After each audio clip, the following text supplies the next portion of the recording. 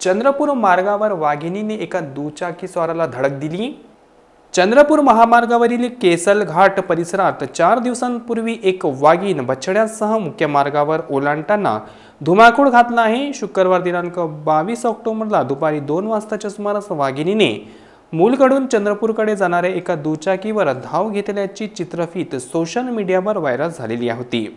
दरम्यान सायंकाळी 6 वाजता याच वाघिणीने धावत्या दुचाकीवर झडप घातल्याने एक जण जखमी झाला। नागेश चंद्रशेखर गायकी वय 52 वर्ष, राहणार खांबाडा, तालुका चिमूर असे जखमीचे नाव आहे। या घटनेत नागरिकांमध्ये प्रचंड दहशत पसरली असून वन विभागाने वाघिणीचा बंदोबस्त करावा अशी मागणी केली जात आहे।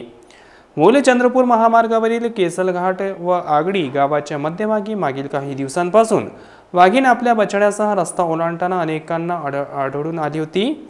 शुक्रवारी 22 ऑक्टोबरला अज्ञात वाहनाच्या धडकेत केसला घाट जवळ वन्य प्राण्यांचा मृत्यू झाला। मृत वन्य प्राण्यांच्या अवशेष तपासणीसाठी पाठवले अहवाल यायचा आहे।